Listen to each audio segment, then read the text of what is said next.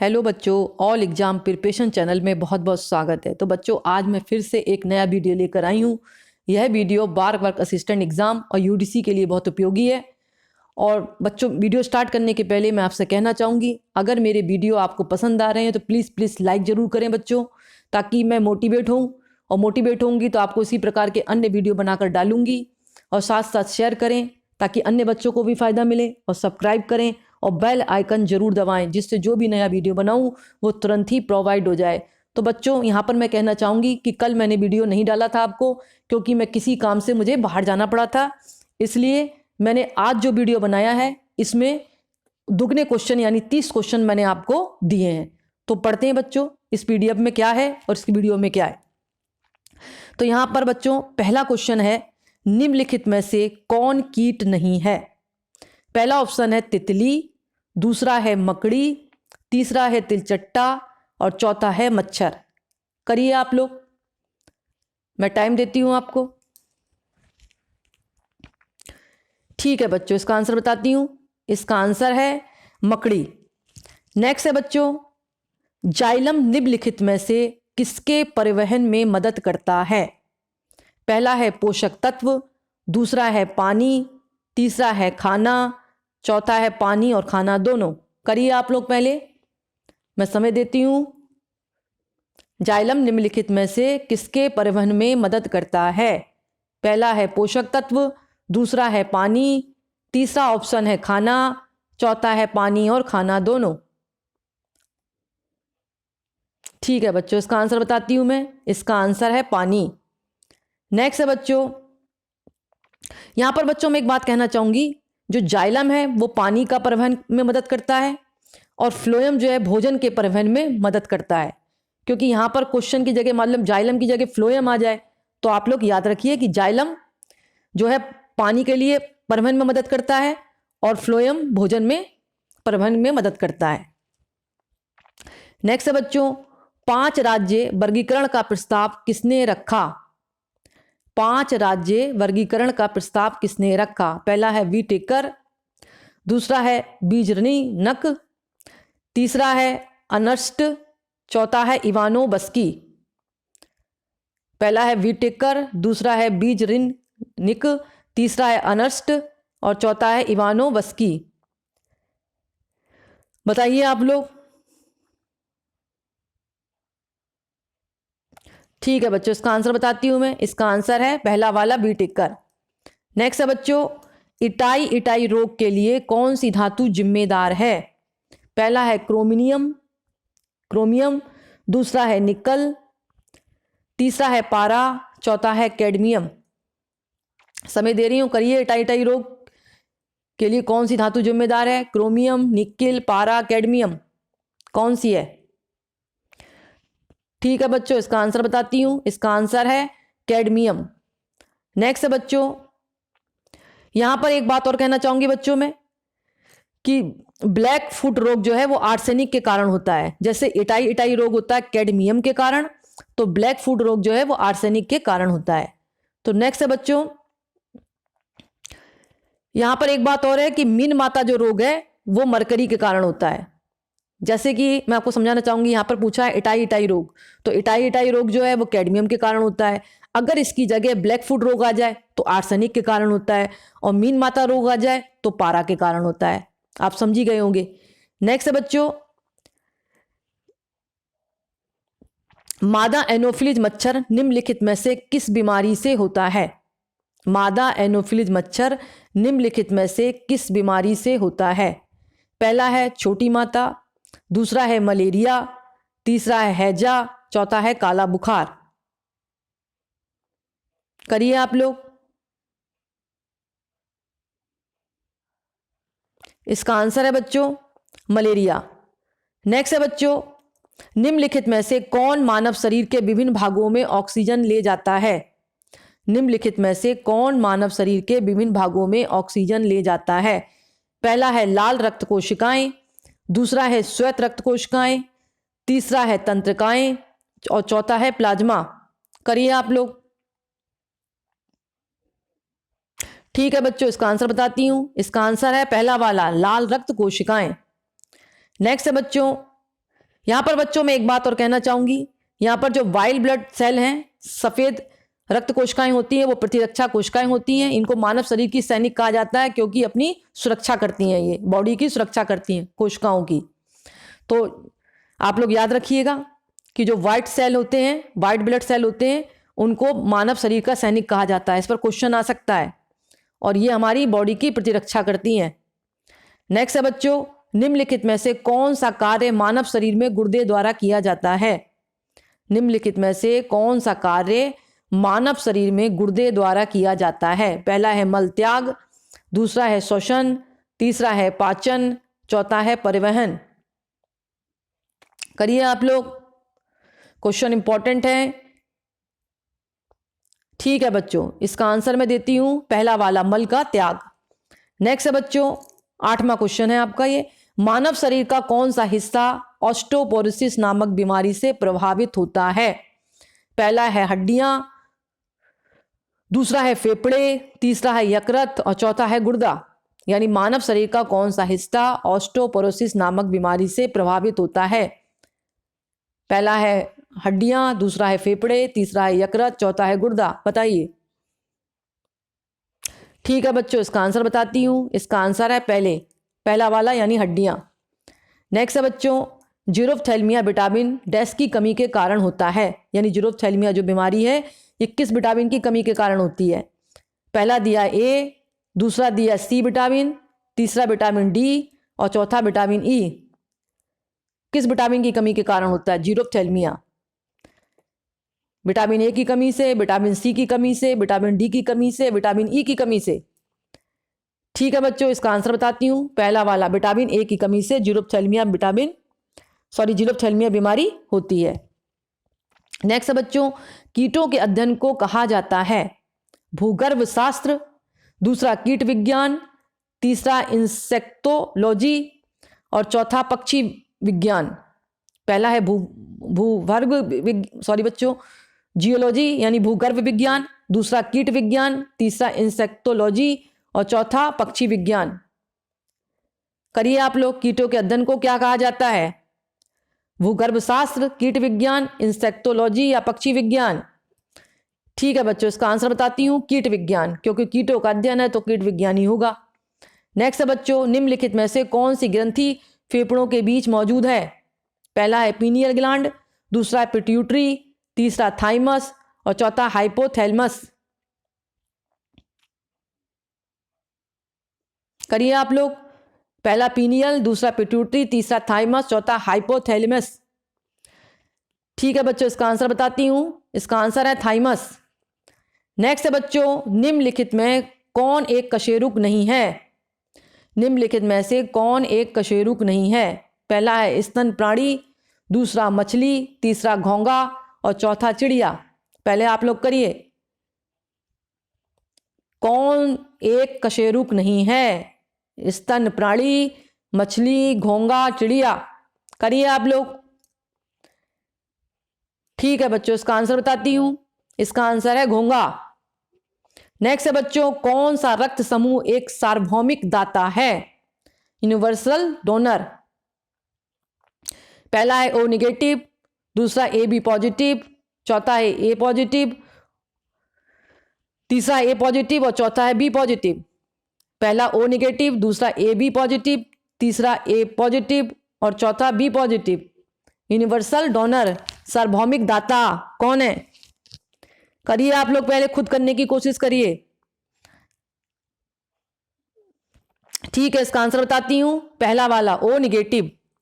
Next है बच्चों, यहां पर बच्चों एक बात कहना चाहूंगी मैं, यूनिवर्सल डोनर तो आपका ए नेगेटिव है, सॉरी बच्चों ओ नेगेटिव है, और यूनिवर्सल एक्सेप्टर यानी जो एक्सेप्ट करता है, स्वीकार करता, वो ए बी पॉजिटिव है।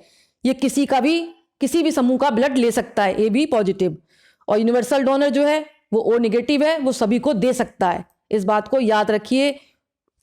ठीक है बच्चों, नेक्स्ट है बच्चों, निम्नलिखित में से किस फल में मैलिक एसिड पाया जाता है? निम्नलिखित में से किस फल में मैलिक एसिड पाया जाता है? पहला है आम, दूसरा अनानास, तीसरा सेब, चौथा संतरा। करिए आप लोग।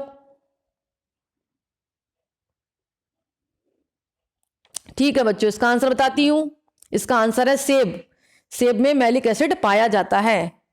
नेक्स्ट है बच्चों, मनुष्य में ध्वनि डैश द्वारा निर्मित होती है।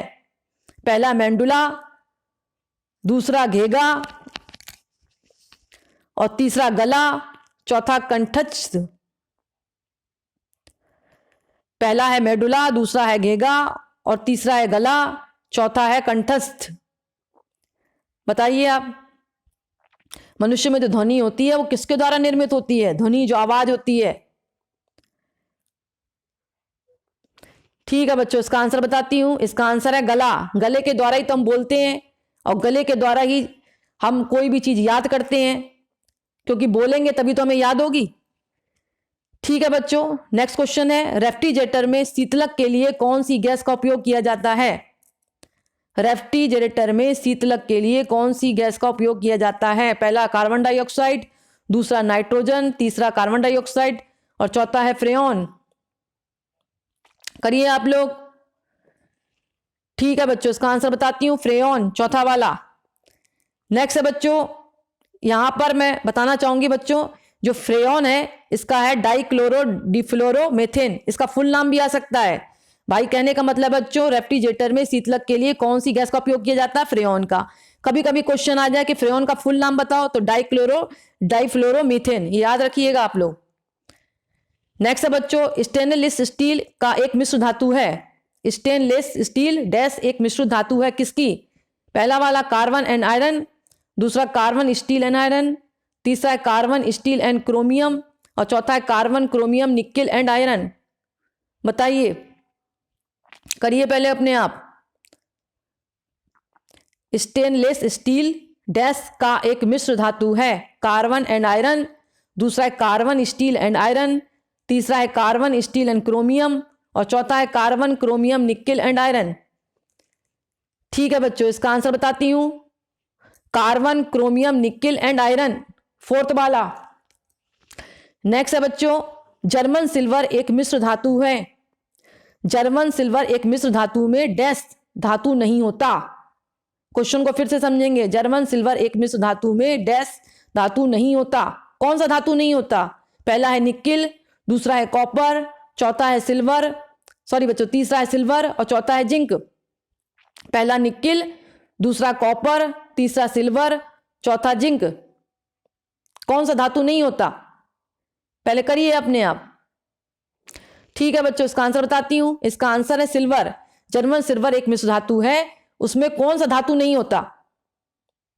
तो वो सिल्वर धातु नहीं होता। नेक्स्ट है बच्चों, सिगरेट के धुएं के प्रमुख प्रदूषक क्या हैं? पहला है कार्बन मोनोऑक्साइड एंड डाइऑक्सिन, दूसरा है कार्बन मोनोऑक्साइड एंड बेंजीन, तीसरा है निकोटीन एंड डाइऑक्सिन और चौथा है कार्बन मोनोऑक्साइड एंड निकोटीन। यानी सिगरेट के धुएं में कौन सा प्रदूषक क्या है? सिगरेट के धुएं के प्रमुख प्रदूषक क्या है? कार्बन मोनोऑक्साइड एंड डाइऑक्सिन, दूसरा है कार्बन मोनोऑक्साइड एंड बेंजीन, तीसरा है निकोटीन एंड डाइऑक्सिन और चौथा है कार्बन मोनोऑक्साइड एंड निकोटीन। कौन सा प्रदूषक है इसके धुएं में? तो इसका आंसर है बच्चों फोर्थ वाला, carbon monoxide and nicotine cigarette के धुएं का प्रदूषक है। जो सिगरेट में धुआं निकलता है, उस धुएं से प्रदूषण फैलता है जो फेफड़ों को नुकसान पहुंचाता है। वो किसके कारण नुकसान पहुंचाता है? कार्बन मोनोऑक्साइड एंड निकोटीन के कारण। नेक्स्ट है बच्चों, परमाणु रिएक्टर ग्रेफाइट का उपयोग किसके लिए किया जाता है? मध्यस्थ, दूसरा विसंवाहक, तीसरा ईंधन, चौथा स्नेहक। परमाणु रिएक्टर ग्रेफाइट का उपयोग किसके द्वारा किया जाता है या किसके लिए किया जाता है? मध्यस्थ, विसंवाहक, दूसरा ईंधन और चौथा स्नेहक। करिए आप लोग। इसका आंसर है मध्यस्थ। नेक्स्ट है बच्चों, लगभग 70% सूर्य डैश से बना है। कार्बन ऑक्साइड, दूसरा हाइड्रोजन, तीसरा हीलियम और चौथा कार्बन। यानी लगभग 70% सूर्य डैश से बना है। क्या बना है? कार्बन डाइऑक्साइड बना है, हाइड्रोजन बना है या हीलियम बना है या कार्बन बना है? करिए आप लोग। ठीक है बच्चों, इसका आंसर बताती हूं, दूसरा वाला, हाइड्रोजन। नेक्स्ट है बच्चों, चुंबकीय क्षेत्र की माप की इकाई क्या है? चुंबकीय क्षेत्र की माप की इकाई क्या है? पहला हेनरी, दूसरा ओम, तीसरा टेस्ला, चौथा एम्पियर। बताइए। ये तो क्वेश्चन 11 से चालू हो जाता है। आप तो कंपटीशन की तैयारी कर रहे हो, लगभग बीए बीकॉम कर ही चुके होगे सब लोग। चुंबकीय क्षेत्र की माप की इकाई क्या है? हेनरी, ओम, टेस्ला, एम्पियर। ठीक है बच्चों, इसका आंसर है टेस्ला, तीसरा वाला। नेक्स्ट है बच्चों, पृथ्वी की ऊष्मा से प्राप्त ऊर्जा को डैश कहा जाता है। पृथ्वी की ऊष्मा से प्राप्त ऊर्जा को डैश कहा जाता है, क्या कहा जाता है? पहला है भूतापीय ऊर्जा, दूसरा है ज्वारीय ऊर्जा, तीसरा है सौर ऊर्जा, चौथा है बायोगैस। बताइए। ठीक है बच्चों, इसका आंसर बताती हूं। इसका आंसर है पहला वाला, भूतापीय ऊर्जा। नेक्स्ट है बच्चों, गन पाउडर में एक मिश्रण होता है। जो गन पाउडर होता है उसमें एक मिश्रण होता है, किसका? पहला है नाइट्रेट सल्फर एंड चारकोल, दूसरा है सैंड सल्फर एंड चारकोल, तीसरा है नाइट्रेट TNT एंड चारकोल, और चौथा है nitrate and sand. Gun powder में एक मिश्रण होता है, किसका? बताइए। पहला दिया था इसमें नाइट्रेट सल्फर एंड चारकोल, दूसरा सैंड सल्फर एंड चारकोल, और तीसरा है नाइट्रेट TNT एंड चारकोल, और चौथा है नाइट्रेट एंड सैंड। ठीक है बच्चों, इसका आंसर बताती हूं। इसका आंसर है पहला वाला, nitrate sulphur and charcoal. Next है बच्चों, रेडियोथेरेपी में प्रयुक्त नोबेल गैस है। रेडियोथेरेपी में प्रयुक्त नोबेल गैस है। पहला है रेडॉन, दूसरा जियोन, और चौथा है नियोन, और तीसरा है नियोन, और चौथा है नॉन ऑफ द दिस, यानी सभी।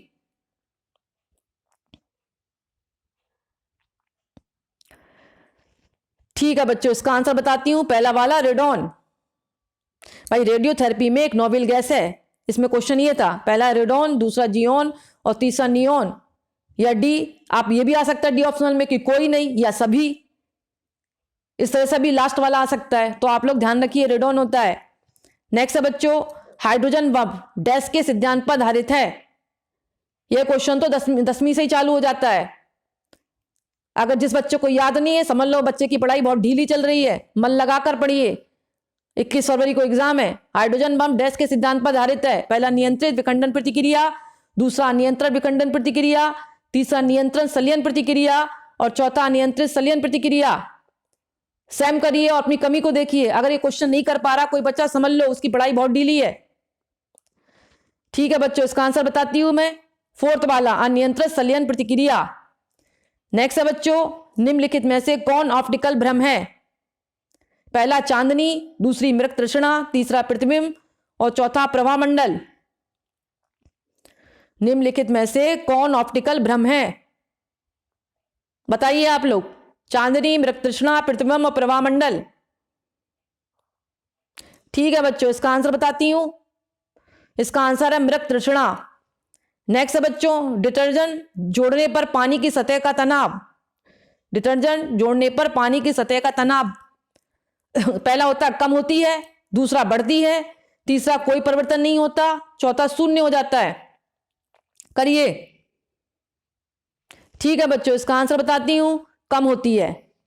नेक्स्ट है बच्चों, हीरे की चमक डैश के कारण होती है।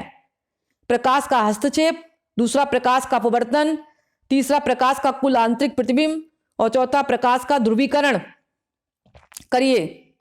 हीरे की चमक डैश के कारण होती है। किसके कारण होती है? प्रकाश का हस्तक्षेप, दूसरा प्रकाश का अपवर्तन, तीसरा प्रकाश का कुल आंतरिक प्रतिबिंब, और चौथा प्रकाश का ध्रुवीकरण। ठीक है बच्चों, इसका आंसर बताती हूं। इसका आंसर है तीसरा वाला, प्रकाश का कुल आंतरिक प्रतिबिंब। नेक्स्ट है बच्चों, परमाणु रिएक्टर में निम्नलिखित में से एक उपयोग ईंधन के रूप में किया जाता है। परमाणु रिएक्टर में निम्नलिखित में से एक का उपयोग ईंधन के रूप में किया जाता है। पहला रेडियम, दूसरा डीजल, तीसरा यूरेनियम, चौथा कोयला। करिए आप लोग, 10वीं से क्वेश्चन आ रहा है ये। अब तो कंपटीशन की तैयारी कर रहे हो। ठीक है बच्चों, इसका आंसर बताती हूं, यूरेनियम। तो बच्चों आज का वीडियो मैं यहीं समाप्त करती हूं, और समाप्त करने के साथ साथ मैं आपको एक ही बात कहना चाहूंगी, मन लगाकर पढ़ाई करें, एग्जाम की डेट बहुत करीब है। अगर आपको क्वालिफाइड करना है तो मन लगाकर पढ़िए, क्योंकि कमेंट्स में मैं देखती हूँ बहुत कम क्वेश्चन कर पाते हैं बच्चे, जवाब देते हैं तो, और जो देते हैं तो उसमें भी कई क्वेश्चन गलत होते हैं। इसलिए मन लगाकर करो और मन लगा के जवाब दो, कमेंट्स में डालो, उसका रिप्लाई दूंगी मैं। और आपको बेस्ट ऑफ लक, और मन में हमेशा विश्वास रखो कि जो भी कंपटीशन देने हैं हम क्वालिफाइड ही होंगे। एक ही साल में अटेंड कर लेंगे, दोबारा देने की नौबत नहीं आएगी, तभी आप क्वालिफाइड कर पाओगे। समझ में आ रही है मेरी बात? तो 21 फरवरी के लिए आपको बेस्ट ऑफ लक। और बच्चों आज का वीडियो मैं ही समाप्त करती हूं। धन्यवाद बच्चों।